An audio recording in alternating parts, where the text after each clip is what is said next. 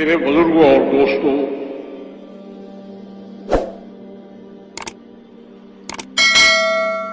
تبلیغ اور دعوت کا کام اور اس کا نظام کیا ہے، اس کا مقصد کیا ہے، سب سے پہلی چیز اس کو ذہن میں رکھیں۔ اس کے دو بنیادی مقصد ہیں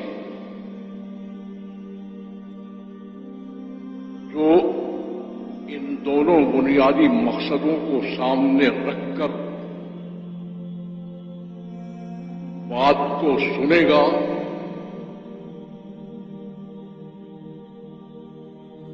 اور اس کے اندر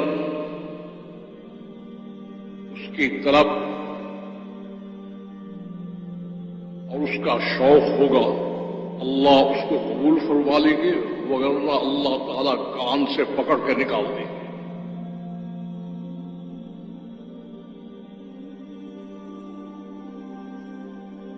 تبلیغ اور دعوت کے کام کا بنیادی مقصد دو باتیں ہیں۔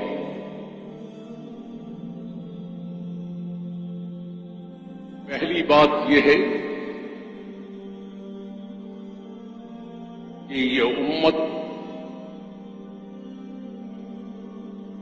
اپنے مقام اور منصب کو بھول چکی ہے جو اللہ نے اس کو بطور اعزاز اور امتحان کے دیا تھا۔ امت کا پہلا طبقہ اپنے اس مقام اور منصب سے پورا واقف تھا اور آج ہم اس کو بالکل بھول چکے ہیں۔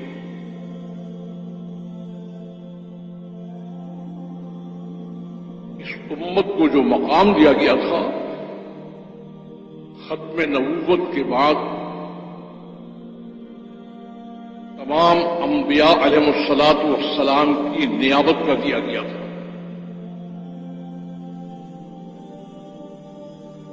کہ جس کام کے لیے ہم انبیاء علیہ الصلاۃ والسلام کو بھیجتے تھے، اب نبی نہیں آئے گا،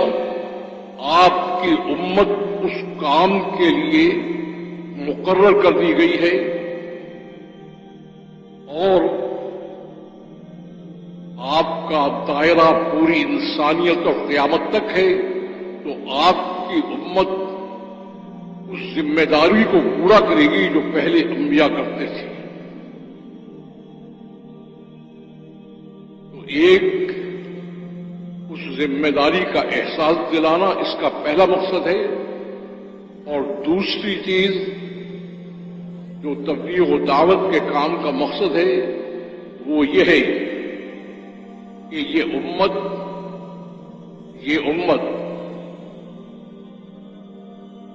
آج کافروں کے ہاتھ میں ایسی گرفتار ہو چکی ہے کہ کلمہ اسلام کا پڑھتی ہے، نام حضرت محمد صلی اللہ علیہ وسلم کا لیتی ہے اور زندگی ساری کافروں کی غلام ہوتی ہے۔ شکلیں کافروں کی، لباس کافروں کے، رہن سہن سارا کافروں کا، کافروں کی زندگی ایسی سے پسند آئی ہے کہ اس کو اپنی نبی کی زندگی سے اتنی دوری ہو گئی ہے کہ اس کے پاس آنے کو تیار نہیں۔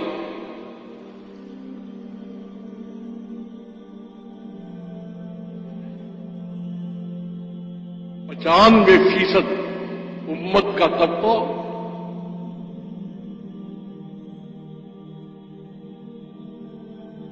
اپنی اسلام والی زندگی کو ایسا بھولا ہے کہ اس کے قریب آنے کو تیار نہیں ہے۔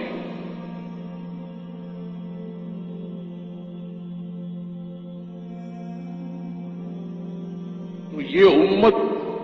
جو کافروں کی زندگی اختیار کر چکی ہے، اس کو کافرانہ زندگی سے نکالنا دوسرا اس کام کا مقصد ہے۔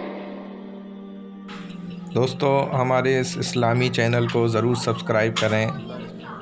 ویڈیو کو لائک کریں، بیل آئیکن کو پریس کریں تاکہ اسی طرح کے نیو آنے والے بیانات آپ کو فوری طور پہ مل سکیں۔ والسلام علیکم ورحمۃ اللہ وبرکاتہ۔